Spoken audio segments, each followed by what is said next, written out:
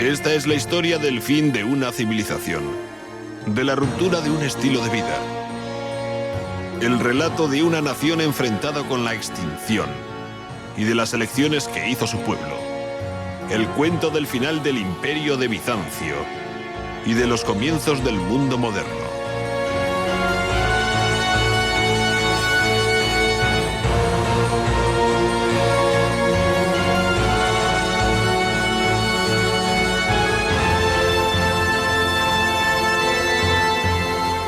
Bizancio, el imperio perdido.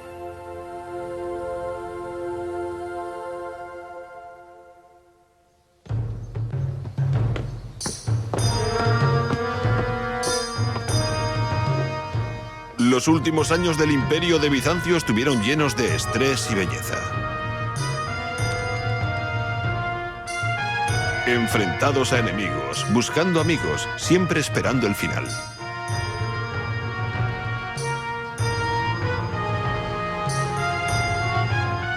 Al caer, los adornos de Bizancio, sus artes y pueblos, se instalaron en el oeste como chispas de un occidente en llamas. Chispas que encendieron el mundo occidental.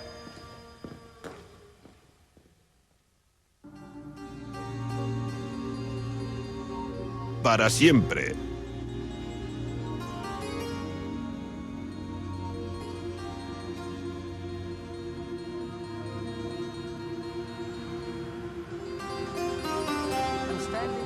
Estoy aquí muy por encima del Cuerno de Oro, en Estambul, en la Turquía moderna. También estoy en la frontera de Europa.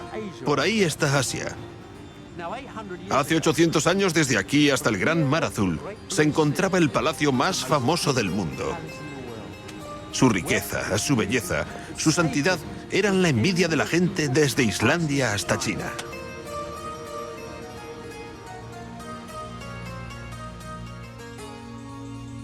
Solo los ángeles en el cielo habían dicho los bizantinos. Sabían la fecha del final de esta brillante ciudad, la capital del imperio de Bizancio, a la que llamaban Constantinopla.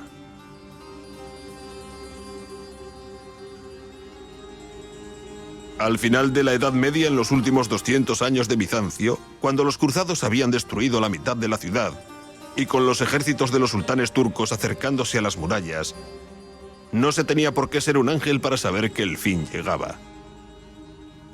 El despedazado imperio de Bizancio se preparaba para enfrentarse a su destino.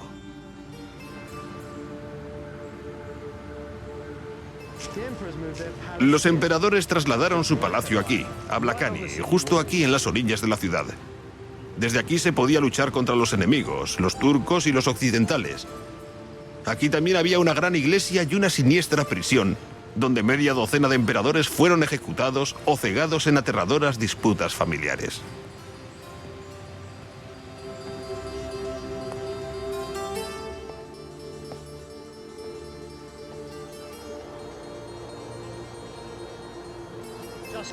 Como los emperadores, Jesús, María y todos los santos habían sido trasladados a las murallas de la ciudad. Esta es la gran iglesia monasterio de San Salvador de Ancora, el San Salvador en los campos. En los últimos siglos de Bizancio, los grandes iconos de la ciudad estaban en esta iglesia, esperando para ser paseados por las murallas en tiempos de asedio.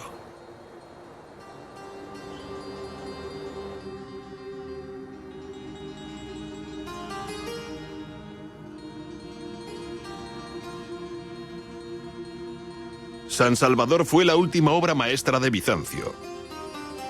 El joyero colocado al lado de las murallas de la ciudad. Dentro de estas pequeñas iglesias de la ciudad, mucha gente encontró sus respuestas individuales al dilema más terrible al que cualquier cultura tiene que hacer frente. La amenaza de la aniquilación, la muerte de una nación. La corona imperial fue almacenada aquí junto con los cuadros sagrados. Se dice que durante la última noche de Bizancio, el 28 de mayo de 1453, mientras el emperador Constantino Paleologus rezaba, la Virgen María bajó del cielo y le pidió que le devolviera la corona a ella, mientras Dios retiraba la protección de su ciudad sagrada.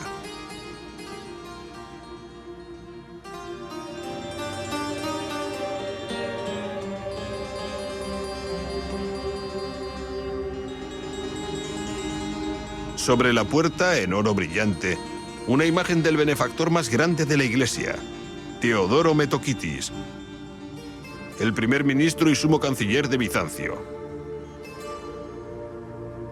Obsérvenle con su turbante y su caftán.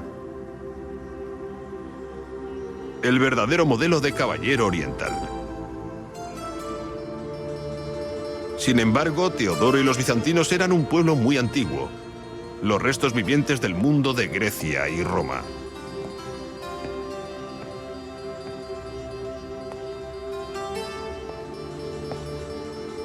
Incluso para los tiempos de Teodoro, en los años 1320, el gran canciller había llegado a la conclusión de que la brillante herencia de Bizancio estaba agotada.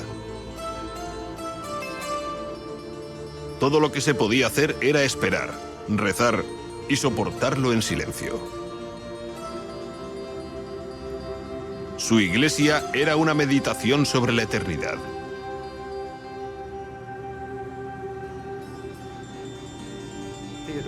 Los artistas de Teodoro nos han dado una de las mejores imágenes de Bizancio, quizá uno de los más grandes cuadros jamás pintados.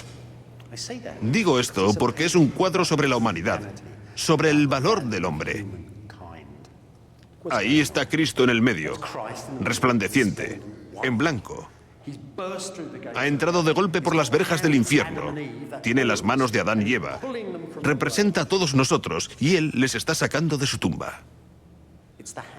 Son las manos. Miren las manos, tienen expresividad. Están insistiendo en esa resurrección, no de los imperios terrenales, sino del valor de la humanidad en sí. Fueron esos ideales los que condujeron a Bizancio en sus últimos 5 años. La idea de que tal y como era el reino del cielo, Bizancio no era un reino de este mundo. Era una creencia en lo inevitable, en que el mundo aparecía, tenía un comienzo y un final. Así que el emperador trasladó su casa a las murallas y se llevó con él uno de los más antiguos iconos de su fe. Sabía que moriría y que tenía razón.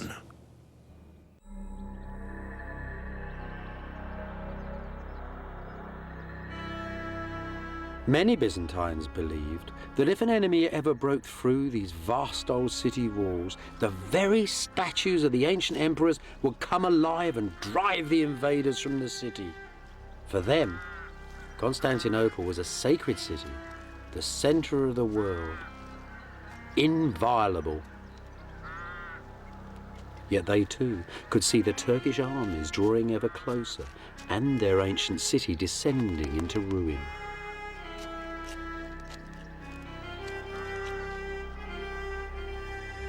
Para el 1400, muchas de las mentes bizantinas más brillantes habían abandonado la creciente oscuridad y tristeza de la ciudad que se estaba derrumbando.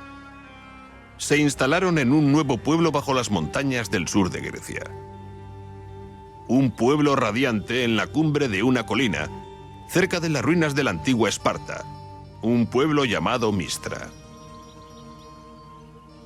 Un reino en miniatura mandado por el hermano del emperador Teodoro y su mujer italiana, la reina Calíope, donde había judíos, griegos, bizantinos e italianos, donde el griego y el latín podían vivir juntos en armonía.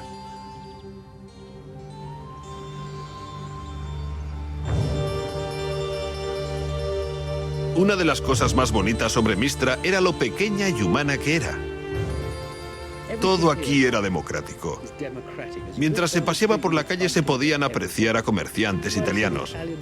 Es posible que se viera a la bella reina Calíope andando entre las flores. Tal vez se observara al jubilado emperador Juan visitando a su familia, entonces monje, pasando de iglesia en iglesia.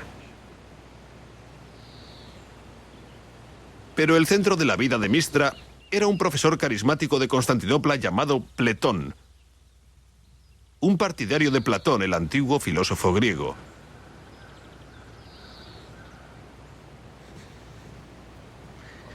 En los tiempos de Pletón, se decía que Mistra ya era un pequeño paraíso. Los hombres eran bellos, las mujeres hermosas, y las piedras procedían de la misma Esparta. Pero todo el mundo sabía que estaban predestinados a la perdición.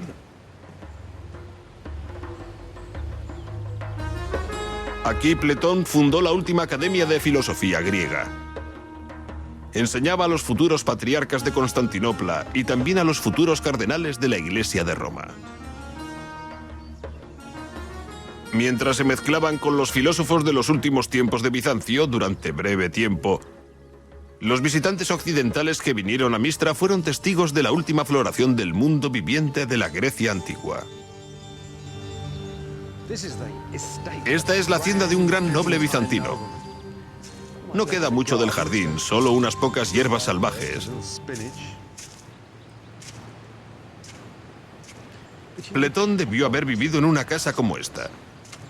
Realmente corresponde a la forma de pensar de los antiguos filósofos. Arriba la familia noble, abajo los criados y los animales. La clase baja habría sido la de los comerciantes. Habrían construido una casa más pequeña, pero esta es grande. Miren la chimenea, una gran conducción subiendo fuera y atravesando el techo de madera. Exactamente como una chimenea moderna con un toldo por la parte delantera. Esos dos agujeros sostenían la madera de la que sujetaba la cadena para cocinar, que colgaba con una gran olla y dos piedras debajo. Cocinaban todo ahí. Si querían asar algo, lo mandaban al horno de pan local. El resto de las actividades tenían lugar en una habitación grande. Hay que imaginar pequeños cubículos con cortinas alrededor de ellos, el baño, las camas, cualquier zona de intimidad que la gente quería. Era una vida muy simple porque eran los hombres más importantes de Bizancio. Platón tenía mucho orgullo de ello. Dijo que incluso la reina Calíope, ella misma, habría vivido en una casa como esta. Habría dejado las decadentes y suaves maneras de los italianos para adoptar este comportamiento inocente. Hay que imaginarse a Platón sentado en la luz de la tarde mirando el valle de Esparta. ¿Qué haría? Escribía cartas al duque. Platón estaba preocupado por la condición de Bizancio. Creía que el mundo necesitaba una reforma. Se le ocurrieron unas increíbles ideas de la Grecia antigua. Realmente era un poco fascista. Muchas de sus ideas eran terribles, pero era un personaje magnético. La gente le quería. Como a todos los profesores, a la gente le encantaba escucharle, pero no hacía ningún caso de lo que decía.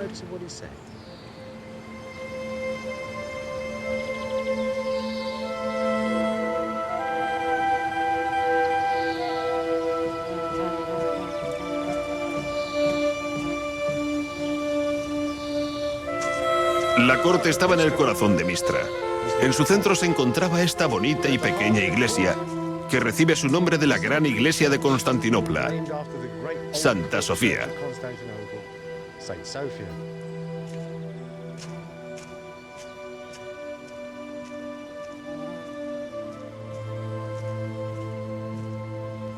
No queda ahora mucho aquí, solo Cristo ahí en la pared y unos preciosos fragmentos de mármol. La mayor parte de la iglesia ha sido desmantelada. Incluso hay un águila con dos cabezas de los últimos emperadores de Bizancio. Pero el verdadero tesoro está en el suelo. Observen esto.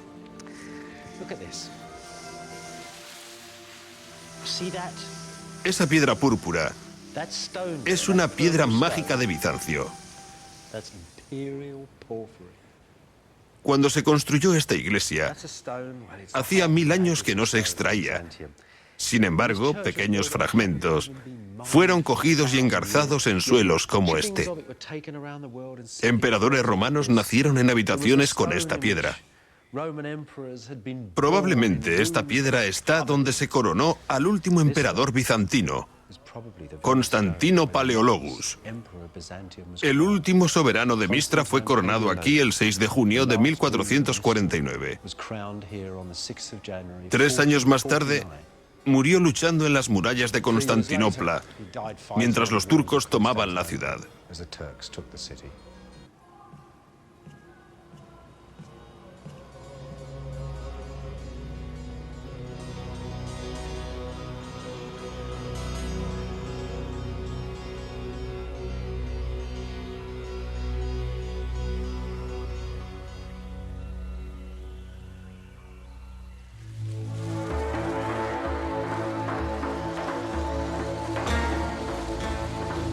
En el siglo XIII, una familia turca de pastores nómadas llamados los otomanos recogieron sus tiendas y salieron a caballo fuera de Asia Central.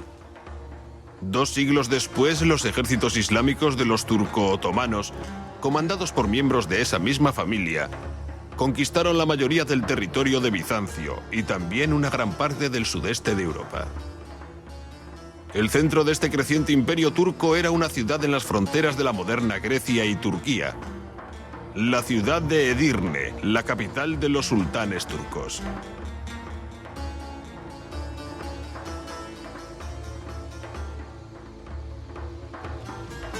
En esa época, Edirne era una ciudad internacional y éctica.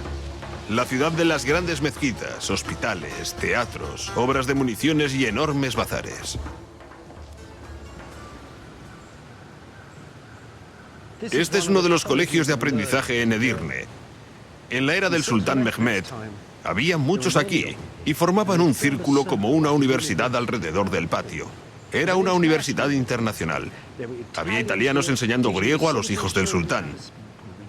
A veces los nobles bizantinos mandaban a sus hijos aquí para que recibieran una buena educación.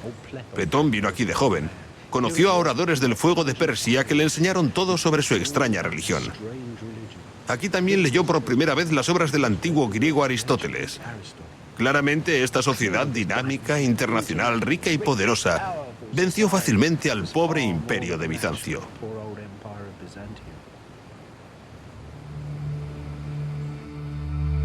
También estaba claro que la antigua ciudad de Constantinopla había sido tragada por este adolescente imperio multinacional. Pero Constantinopla estaba en el centro estratégico de sus rutas de comercio y en las líneas de suministros para los ejércitos turcos que entraban en Europa por el este. Por eso Bizancio estaba destinada a la perdición.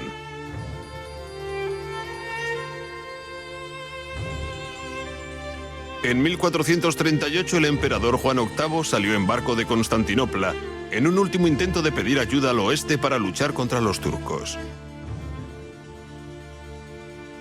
Después de 77 días en el mar, el convoy imperial llegó al puerto de Venecia.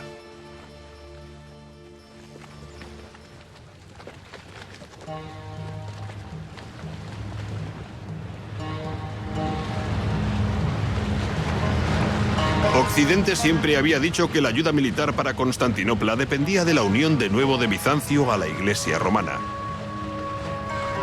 Las iglesias del este y el oeste, griegas y latinas, se dividieron 6 siglos antes, así que el emperador Juan había viajado con sus teólogos y sus obispos en vez de con generales y almirantes. En total eran unas 700 personas en el mar, los eruditos de Bizancio. Pletón también había venido especialmente desde Mistra en Grecia, así como muchos de sus alumnos.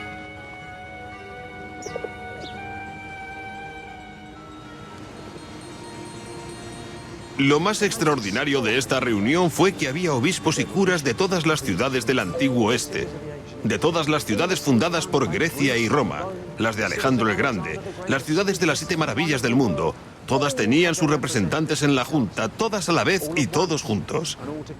Fue como si el viejo mundo hubiera venido para conocer al nuevo. Pero había una plaga en el extranjero, en el norte de Italia. 2 obispos bizantinos murieron en las primeras semanas de negociación.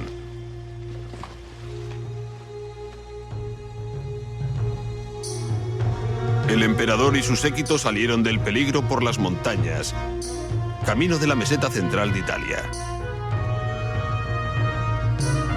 Aquí, en Florencia, quizá pudieran hacer la alianza con el oeste que los bizantinos necesitaban tan desesperadamente.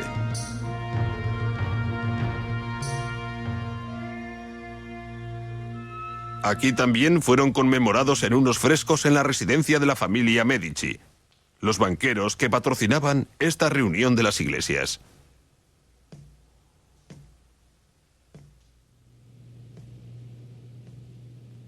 Ese es Juan VIII, Juan Paleologus de Mistra, el emperador de Bizancio llegado a Occidente para pedir ayuda.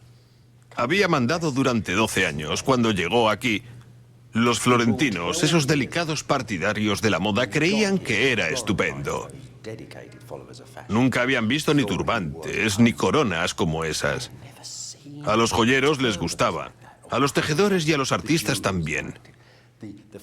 Era un hombre cuya ropa y conducta influyeron en la moda aquí durante casi un siglo. Pero él no les gustaba mucho.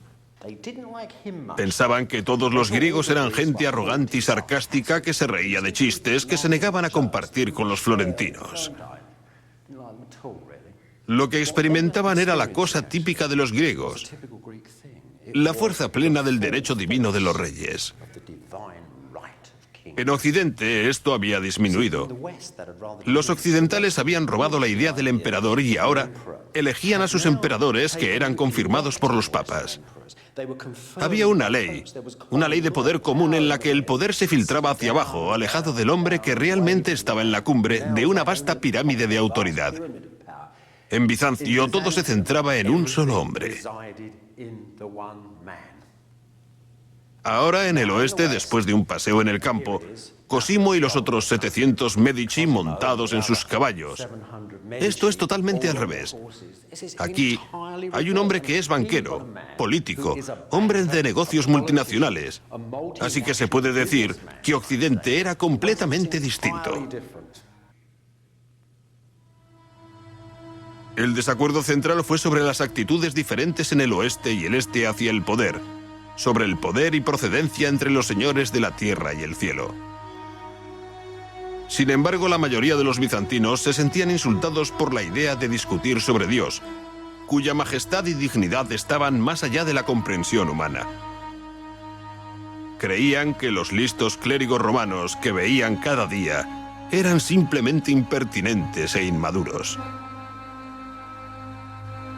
Después de un año de recriminaciones y debates, el emperador Juan, aún desesperado por recibir ayuda militar, ordenó a su delegación que concediera la mayoría de las exigencias del oeste.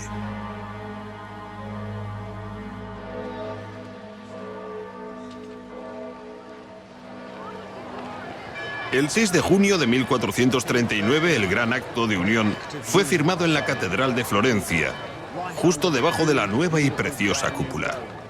Un acto de unión entre dos iglesias, entre el Papa de Roma y su clérigo, el emperador de Bizancio, y los griegos que decidieron presentarse ese día.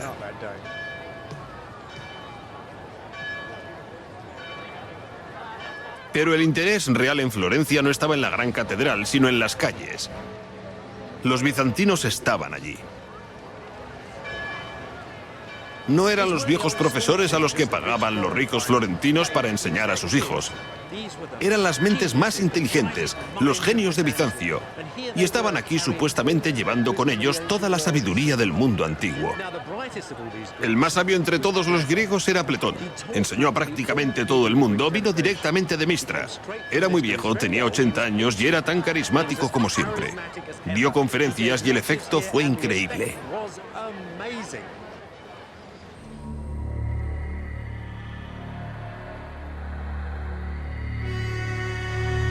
No obstante, en Constantinopla la unión con Roma causó disturbios.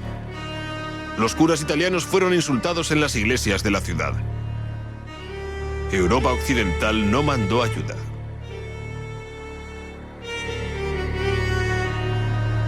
Desilusionado y decepcionado, el emperador Juan murió unos años más tarde. Fue enterrado aquí, en el monasterio de Cristo Pantecrat, Cristo Señor de la tierra y del cielo.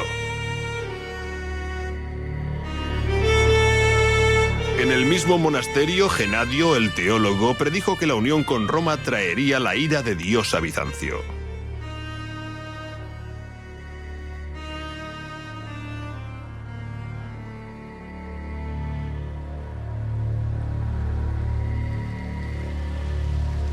Mientras tanto, en Edirne, el nuevo y joven sultán turco Mehmed había heredado el trono otomano.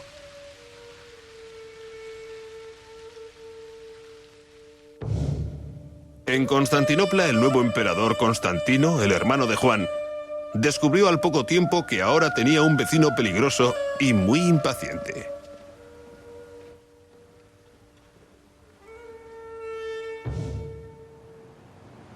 En abril de 1452 hubo una discusión enorme en la corte del sultán Mehmed II. Habían llegado embajadores bizantinos quejándose de que el joven estaba rompiendo todos los tratados de su padre. Y lo hacía. Estaba construyendo un enorme castillo al lado de Constantinopla llamado El Degollador. Eran las primeras etapas de su planeado ataque contra la ciudad. Al responder pretendió dar un susto de muerte a los embajadores. Sus palabras fueron: ¿tienen ustedes el derecho o el poder para controlar mis acciones en mi propio territorio? Informen a su rey que soy muy diferente a mi padre, que mis resoluciones sobrepasan a todas las de mis antepasados.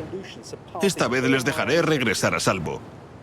Pero a la siguiente persona que intente traerme un mensaje como este, la azotaré hasta la muerte.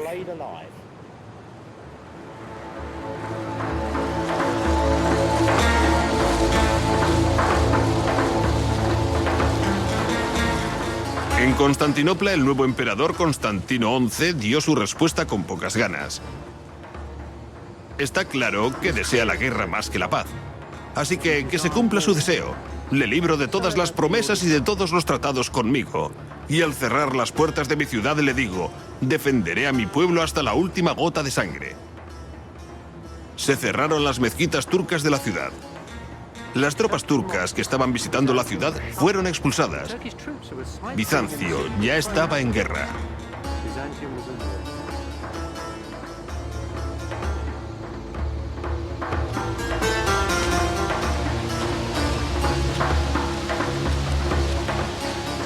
A Mehmed le conmovió Constantino. Después de todo, los otomanos y los bizantinos habían vivido al lado durante mucho tiempo.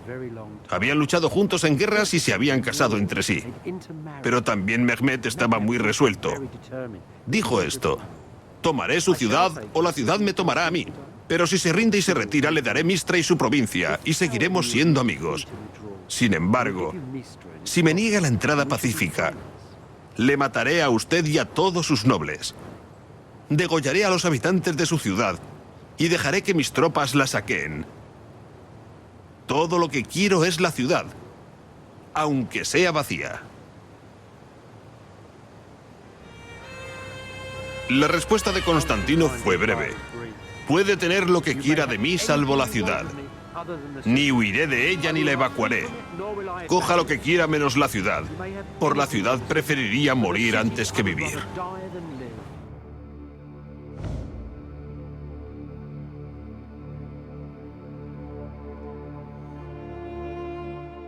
On the evening of the 28th, the Sultan Mehmed addressed his armies standing assembled outside the city walls.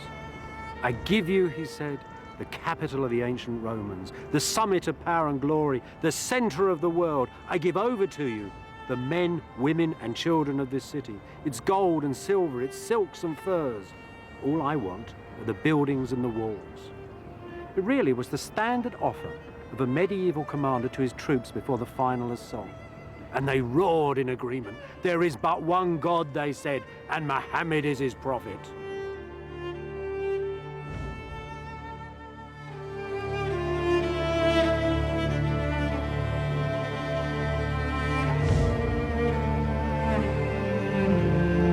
En la frontera del imperio, en lo alto de las montañas del norte de Rumanía, artistas contemporáneos bizantinos hicieron preciosos documentos de la caída de Constantinopla.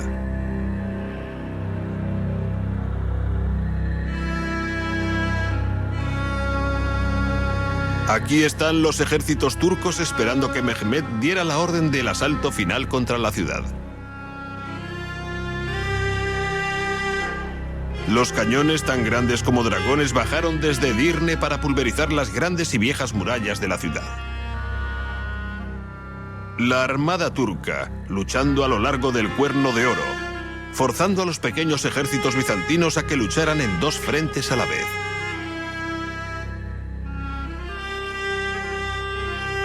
En las murallas de la ciudad, los bizantinos paseaban el sagrado icono de la Virgen, el escudo sagrado de la ciudad, tal y como lo habían hecho durante más de 1000 años.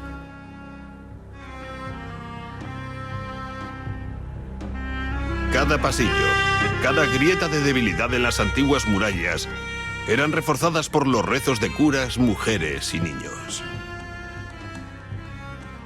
Ahí se puede comprobar al emperador ordenando la reparación de la muralla con rocas y piedras, y también se ve a la emperatriz con sus damas. Pero aquí el artista se equivocó. No había una reina. Constantino XI, Constantino de Mistra, no tenía hijos, y era viudo. El último emperador no dejaría un heredero.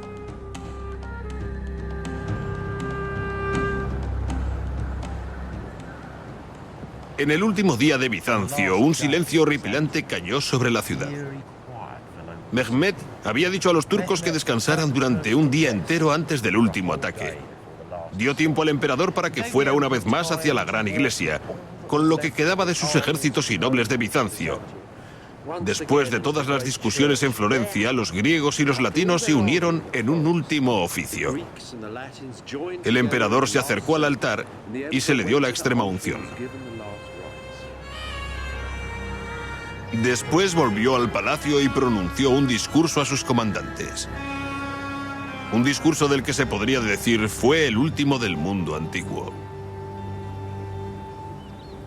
Les aseguró que no tuvieran miedo cuando los turcos atacaran. Dijo que sus antepasados, los romanos, se quedaron aterrorizados cuando los elefantes de Aníbal les embistieron, pero no habían huido.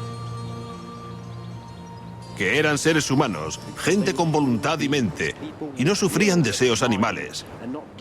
Y que él y sus comandantes tenían la voluntad, la mente, Dios y la creencia a su lado.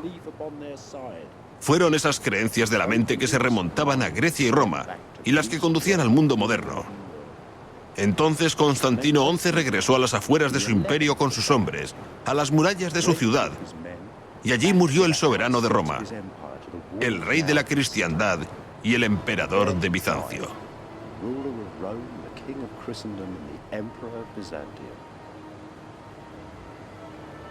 Lo que realmente sucedió es un misterio. Los historiadores turcos nos cuentan que el emperador fue muy valiente, pero Constantino murió mientras luchaba al lado de las puertas de la ciudad. Se dice que gritó: «La ciudad está derrotada y aún sigo con vida», y entró corriendo en la batalla y en las leyendas. Entonces, el hombre mató a 10 pachás y a 60 soldados con su lanza. Y al final el pobre Constantino fue derribado de su caballo y gritó a Dios Todopoderoso, el creador del universo. Los turcos le cortaron la cabeza y la clavaron en un palo.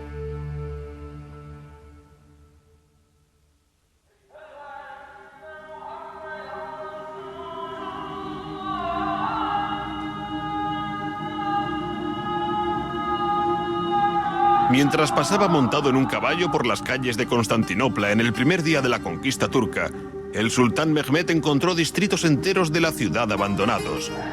Vio chozas y cementerios construidos entre las ruinas de sus legendarios palacios.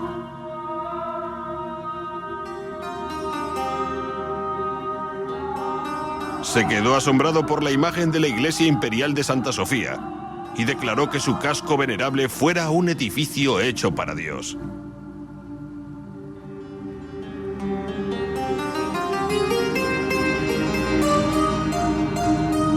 Así, la iglesia de Santa Sofía, la iglesia de la sabiduría divina, se convirtió en la mezquita de Al-El Sofía, la mezquita de la sabiduría divina.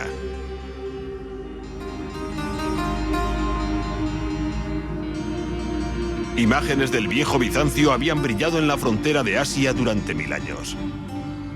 Ahora, nuevos fantasmas, nuevas leyendas y nueva gente venían para andar por sus legendarias piedras.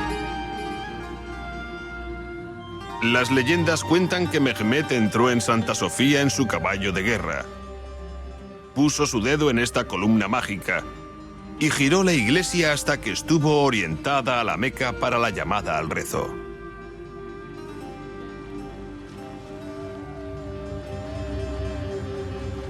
La historia dice que el sultán ordenó que la tumba de Constantino el Grande, fundador de Bizancio, fuera destrozada junto con la iglesia de enterramiento de los antiguos emperadores. Y esta gran mezquita, la mezquita funeraria de Mehmed el Conquistador, fue erigida en su lugar.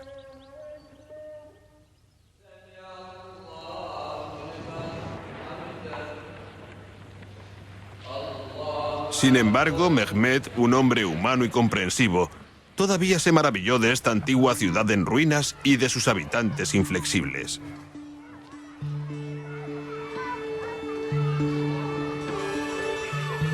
El bizantino más eminente que quedaba con vida era Genadio el teólogo. Mehmed le visitó aquí, en el monasterio de Cristo Pantacret.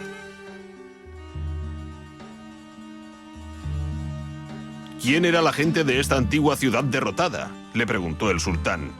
¿Y exactamente cuál era su fe? Como la mayoría de los habitantes de esta terca ciudad, Genadio solo contestaría por sí mismo. Usted no puede llamarme griego porque no creo en lo que ese antiguo pueblo pagano creía. Puede que me llame bizantino porque nací en esta ciudad, pero siempre prefiero llamarme cristiano. También podía haber añadido que se consideraba como miembro exclusivo e importante de la sociedad que era el reino de Dios en esta tierra.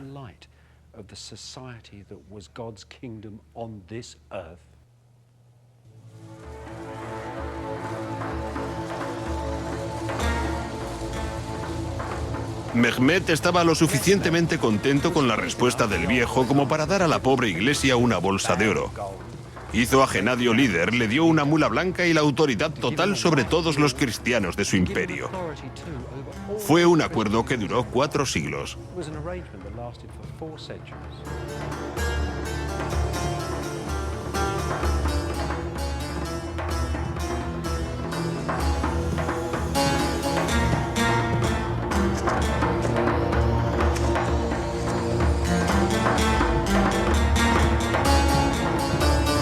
Respecto al querido monasterio de Genadio, su iglesia fue convertida en una medresa, una escuela pública islámica. Un tal Zarich llegó a ser un predicador muy famoso en esta ciudad. Cuando Mehmed vino a la iglesia por primera vez, su rápido ojo se había fijado en la gran línea de sarcófagos de piedra a lo largo del pasillo. De hecho, eran las tumbas, los sarcófagos de los últimos reyes de Bizancio. Juan de Florencia fue enterrado aquí, y su hermano y sus reinas. Él se las llevó a su nuevo palacio en la ciudad. También cogió un bloque de piedra y lo colocó en ese foso. Durante siglos los peregrinos creían que era el mismo bloque sobre el que fue colocado el cuerpo de Jesucristo después de la crucifixión. Decían que todavía se podían ver las lágrimas de María reluciendo como perlas. A lo largo de los siglos, la escuela de Zarich se convirtió en una mezquita. El distrito se hizo bastante pobre. La mezquita vendió sus grandes columnas de mármol blanco y montaron estas piedras en su lugar. Y la gran pantalla del altar de la iglesia, cuyos paneles de oro descansan ahora en la iglesia de San Marcos en Venecia, se convirtió en un minbar, un púlpito para la lectura del Corán. Parece que todo ha desaparecido, pero todavía aquí hay algo. Si se levantan las alfombras y se pasa por el viejo suelo, se verá una memoria de la imperial Bizancio. ¿Qué les parece?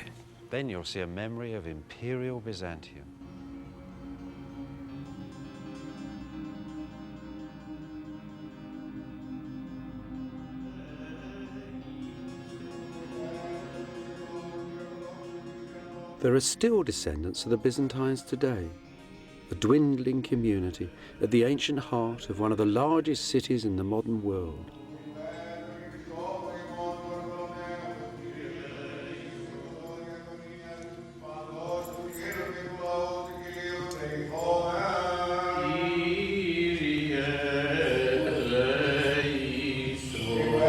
Hoy en día aún hay descendientes de los bizantinos, la decreciente comunidad del antiguo corazón de una de las ciudades más grandes del mundo moderno.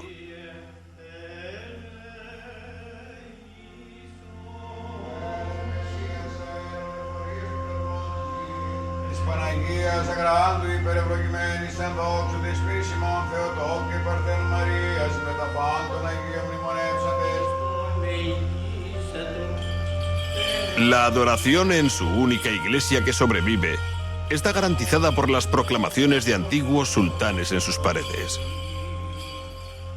Su iglesia ha aguantado el cisma y la pobreza. Durante un tiempo, la profunda desconfianza de Roma les condujo hacia el calvinismo. Pero todavía siguen aquí, en su sagrada ciudad con su propia fe, esparcidos desde la miríada de monasterios de extensas iglesias, sombras débiles del antiguo terrenal imperio de Bizancio.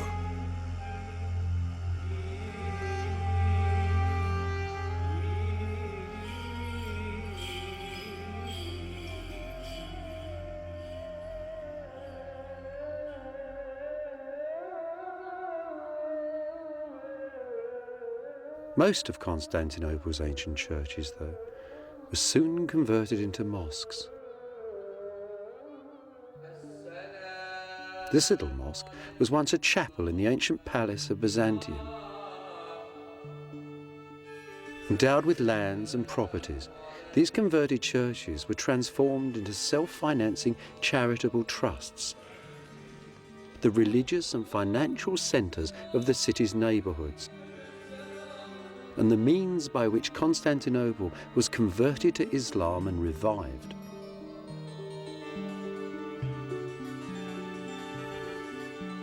Bajo el mando turco, Constantinopla se haría de nuevo una ciudad rica y próspera, el centro de un imperio poderoso tal y como había sido 1000 años antes. Justo antes de la conquista de Constantinopla, un obispo joven radical llamado Besario, el alumno más brillante de Pletón, había regresado a Italia y había sido nombrado cardenal de Roma. Algunos historiadores detectan su retrato en esta trágica figura con barba, hablando con amigos italianos y elegantes jóvenes del Renacimiento, obra de Piero della Francesca. Aquí en Roma, Besario hizo lo que los bizantinos habían hecho en Constantinopla durante siglos. Construyó una casa al lado de las murallas de la ciudad. La casa, una de las primeras en el mundo occidental, un recuerdo del viejo Bizancio.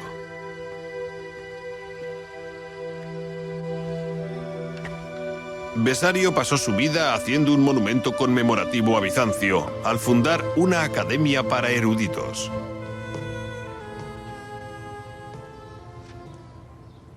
Supongo que Besario traía su academia aquí cuando hacía mucho calor en los meses de verano. Su academia era un grupo de gente que había unido alrededor de él. Algunos eran bizantinos en el exilio, muchos eran europeos, pero todos eran los que podían ayudarle a mantener la identidad de Bizancio durante todo el tiempo posible. Poetas, artistas, escritores, traductores, toda clase de gente. No podía haber sido muy difícil encontrar a gente, ya que era una idea muy de moda. El querido Pletón había presentado a Platón al oeste. El Renacimiento había comenzado. Este edificio es de los primeros años del Renacimiento. Durante unos años fue el lugar más en boga del planeta. Hay que pensar que también quizá este fuera el sitio donde un día del verano de 1452, Besario escribió a Mistra. Escribió una carta de condolencia a los hijos de Pletón.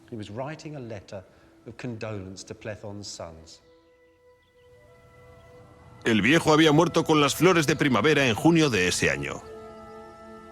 Besario escribió una carta. Dijo que Pletón había sido su profesor, su padre, su amigo.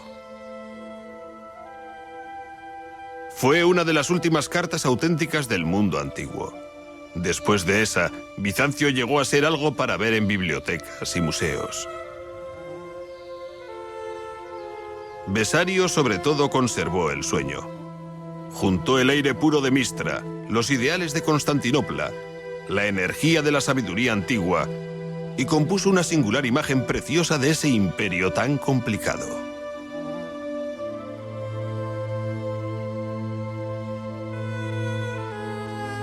Besario era realizador, productor y preservador de ideas e imágenes, el ensamblador de la biblioteca más grande del mundo, una colección cuyos fragmentos todavía están almacenados en las grandes bibliotecas occidentales.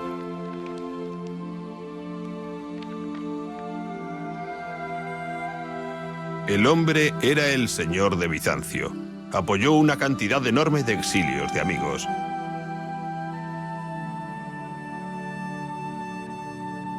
También encontraba puestos de trabajo por toda Europa para los refugiados. Este es un texto griego hecho a mano de la Ilíada de Homero. Lo hizo un refugiado de Mistra. En la primera página de este hermoso volumen hay un dibujo de Homero, con sombrero bizantino.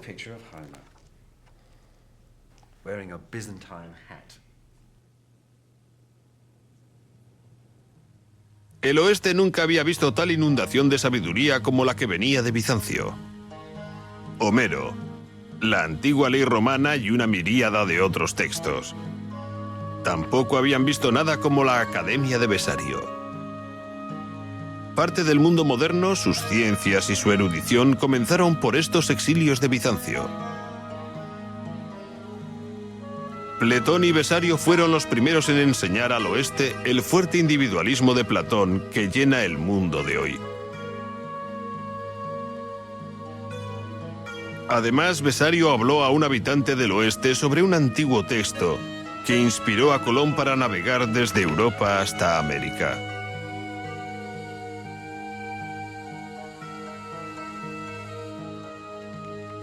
Sin embargo, hay un legado más profundo y más fundamental. Una visión del orden universal que se remonta a través de Bizancio, a través de Roma y Grecia, a la Biblia en el este antiguo. Una visión que hoy en día todavía llena el mundo.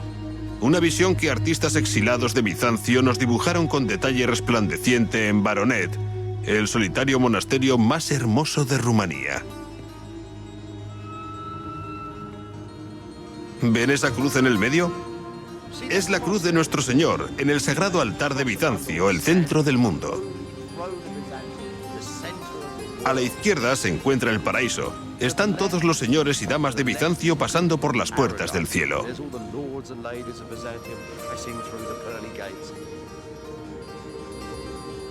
A la derecha el infierno, los turcos y los demás, la gente mala, todos intentando salir. El bien y el mal, el más y el menos, el pasado y el futuro, con el cielo arriba y el infierno abajo, y la energía pura en el centro. Un orden estructurado y universal que el mundo moderno aún entiende y utiliza a diario. Y si no hay nada ahí, incluso se puede ver el mundo moderno. Miren esos demonios tan macabros como los oficiales de las SS conduciendo a sus víctimas hacia los hornos. Ese es un infierno que nosotros hicimos realidad. That's a hell we made reality. Look at that over there in paradise, the tree of life, the center of man's wisdom, the very plant that the god Gilgamesh 6,000 years ago in ancient Ur in Mesopotamia searched for. To him, the elixir of life was understanding. For us, perhaps, it's penicillin. Then again, there's something here that's unique. Above all the bustle of the world, the lords and ladies, the gods and demons, coming through and behind the very scroll of time itself, the Lord of the universe. El corazón del átomo, el orden del cielo en un grano de arena, el legado fundamental de Bizancio. Esta imagen de una estructura universal. El orden universal es tan básico para el orden del mundo moderno como el ADN para cada individuo en él. As is DNA to every individual in it.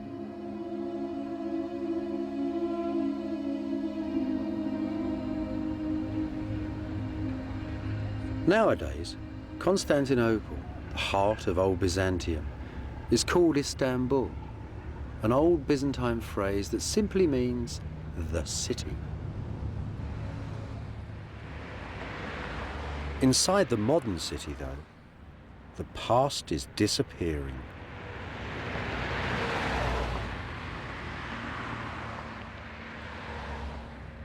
Ruins are often melancholy, but they should seldom make you angry.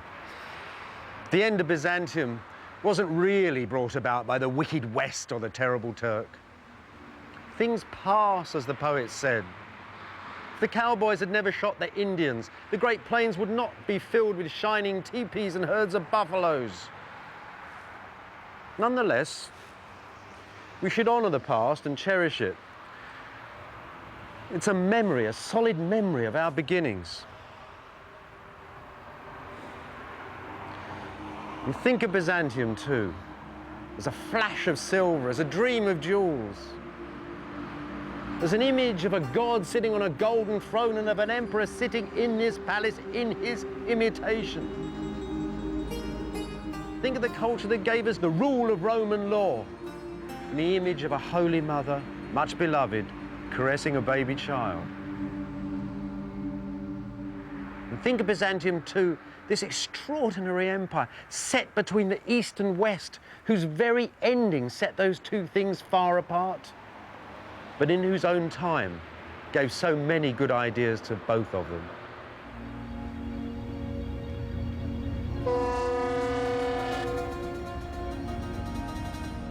When sailing from Byzantium, listen to the city's Cuando famous dejen sound. Bizancio, escuchen los sonidos apagándose. Its golden image. Mentalmente visiten sus imágenes doradas y todas las sombras de su historia. Goodbye, you'll discover Mientras se dice adiós con la mano, what's behind. se descubrirá que realmente jamás se puede dejar atrás el pasado.